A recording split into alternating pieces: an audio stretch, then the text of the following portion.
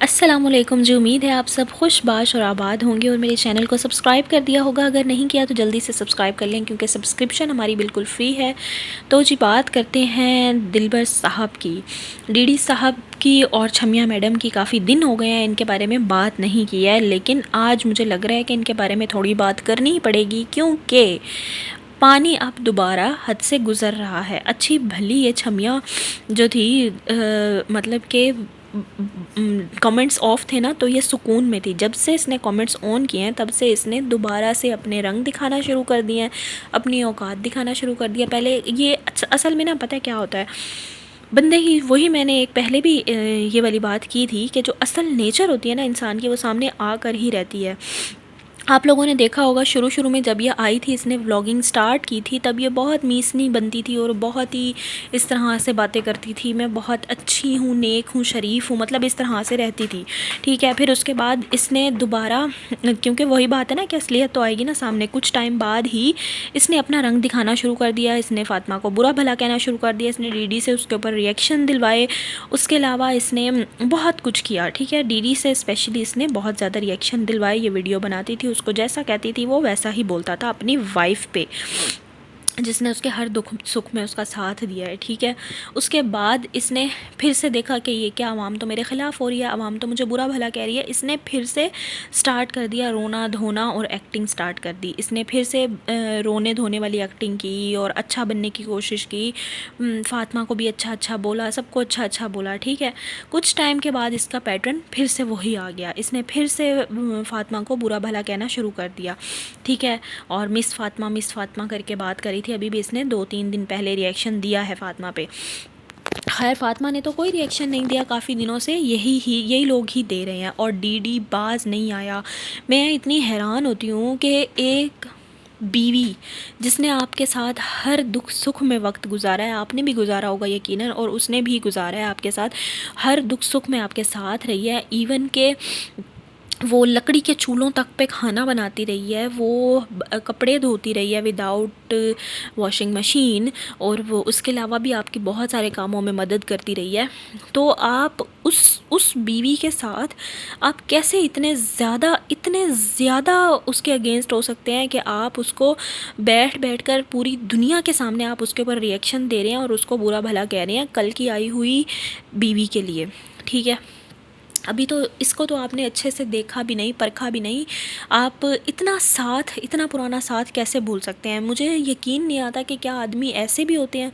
इस तरह के लोगों को देख के ही औरतों का ना मर्दों के ऊपर से भरोसा उठ जाता है, कि जो इस तरह के ही मर्द होते हैं जो औरतों का भरोसा उठ जाता है। मैं ये नहीं कह रही कि औरतें सही होती हैं और मर्द ही गलत होते हैं, नहीं, ऐसी औरतें भी हैं जहाँ आप देख लें कि ये इस छमिया जैसी औरतें भी हैं ना दुनिया में। ये जिस तरह से औरत ही औरत की दुश्मन होती है, औरत ही औरत का घर ख़राब करती है, इसने आकर घर ख़राब किया। ठीक है, चलो इस्लाम में है दूसरी शादी जायज़ है, दूसरी तीसरी शादी जायज़ है, लेकिन आप उसको बराबरी का हक़ तो दो ना।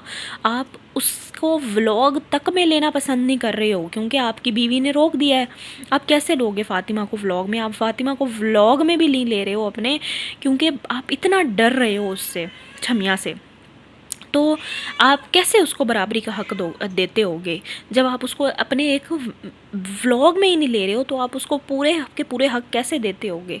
ठीक है, तो इससे ही साबित होता है। दूसरी चीज़ ये है कि आप डेली आकर पूरी दुनिया के सामने आप फ़ातिमा के ऊपर रिएक्शन देते हो। आपने कभी अपनी इस बीवी के ऊपर तो रिएक्शन नहीं दिया आकर। ठीक है, आप उसके ऊपर तो आके बैठ जाते हो रिएक्शन देने के लिए, और फिर आप कहते हो कि जी अच्छी है, वो अच्छी है। बहुत ही मेरे ख़्याल से कि एक बहुत ही चीप मेंटेलिटी है कि जिस औरत के साथ आपने इतना वक्त गुजारा है। अच्छा, आज इसने रीज़न क्या दिया, डीडी ने रीज़न क्या दिया है अपने उसका, कि मैं फ़ातिमा के साथ रील्स क्यों नहीं बनाता। लोगों ने पूछा होगा क्वेश्चन कमेंट्स में कि आप फ़ातिमा के साथ तो रील्स नहीं बनाते हो, इस शमिया के साथ तो बड़ी रील्स बनाते हो लव स्टोरीज़ की और इस तरह की। तो इसने देखें जस्टिफ़िकेशन क्या दिया है, इसने जस्टिफ़िकेशन ये दिया कि फ़ातिमा बनाती ही नहीं है रील्स। आप लोग जाके देख लें इसकी इस शादी से पहले की जो इसका चैनल है, कि इसकी फ़ातिमा के साथ रील्स हैं, और एक दो नहीं है, बहुत सारी हैं। ये कह रहा है कि एक दो रील्स हैं, एक दो नहीं है, बहुत सारी रील्स हैं जो इसने फ़ातिमा के साथ बनाई हुई हैं। ये बनाते थे दोनों रील्स, लेकिन क्योंकि अब इसकी बीवी ने उसको इजाज़त नहीं दी हुई तो वो नहीं बनाता अपनी वाइफ के साथ। हक तो ये बनता था इसका कि ये दोनों को बराबरी का हक देता। अगर ये अफोर्ड कर सकता है, छमिया के सारे खर्चे अफोर्ड कर सकता है, उसको घर अलग लेकर दे सकता है, उसको ईद का ड्रेस दिलवाया इसने, फ़ातिमा को ईद का ड्रेस नहीं दिलवाया। अगर ये छमिया को दिलवा सकता है कि, और कह रहा है उसने तो बहुत सस्ता 3000 का ड्रेस लिया है, तो तुम 3000 का ही उसको भी दिलवा सकते थे अगर इसको दिलवाया है तो, ठीक है ना। तो ये जो बातें होती हैं ना, इन्हीं बातों से तुम्हें गालियाँ पड़ती हैं, तुम्हारी इन्हीं हरकतों पर तुम्हें गालियाँ पड़ती हैं। तुम दोनों मियाँ बीवी ने, छमिया ने और तुमने डीडी, अपना कमेंट सेक्शन खोलकर बहुत गलत किया है। ये दिन आके बैठ जाती है तुम्हारी बीवी छमिया, आके बैठ जाती है और अपने जादू के किस्से सुनाना शुरू कर देती है कि मेरे ऊपर जादू हो गया, मेरे कपड़े कटे हुए हैं, मेरा ये हो गया, मेरा वो हो गया। बीबी तुम नमाज़ पढ़ो, तुम कुरान पढ़ो। अगर तुम्हें इतनी ही ज़्यादा है कि तुम्हारे ऊपर जादू टोने असरात हो गए हैं, तो तुम नमाज कुरान की तरफ आओ ना। तुम क्या दिन भर फैशन मॉडल बनी फिरती हो, तो तुम कहती हो कि मेरे ऊपर जादू हो गया। तुम पढ़ो नमाज, तुम पढ़ो सूरह बकरा अगर तुम्हें डर है। वैसे तो मेरा नहीं ख्याल कि तुम्हारे ऊपर कोई करवाएगा। हाँ, तुम्हारी बहन करवा सकती है, नो डाउट।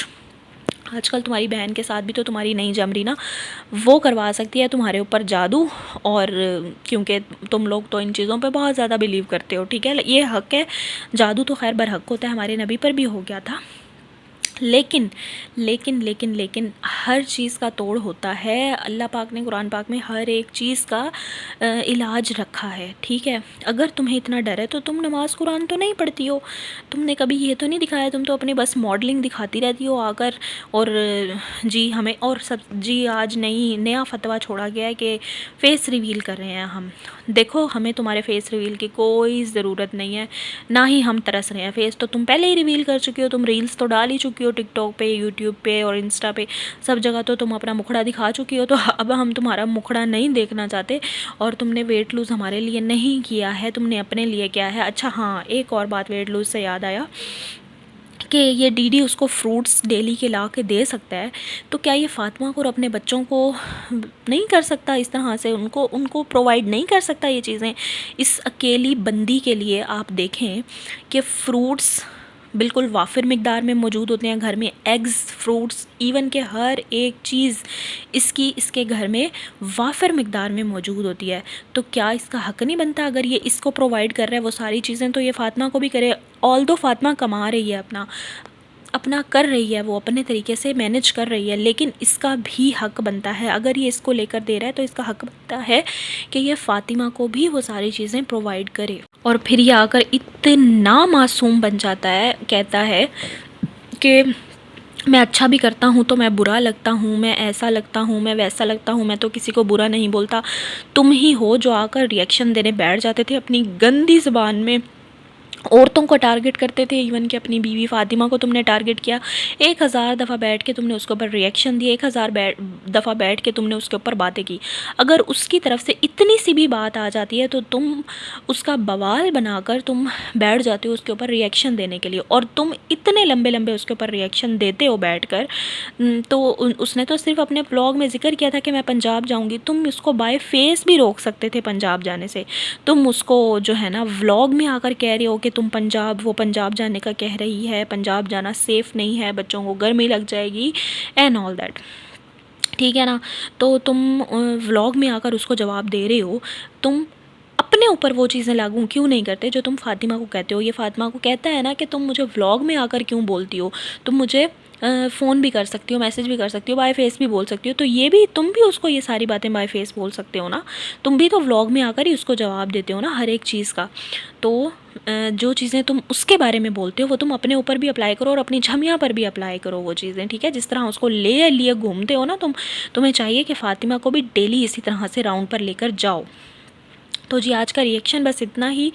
कल मिलूँगी आपसे एक नई वीडियो के साथ। अपना बहुत सारा ख्याल रखिएगा। अल्लाह हाफ़िज़।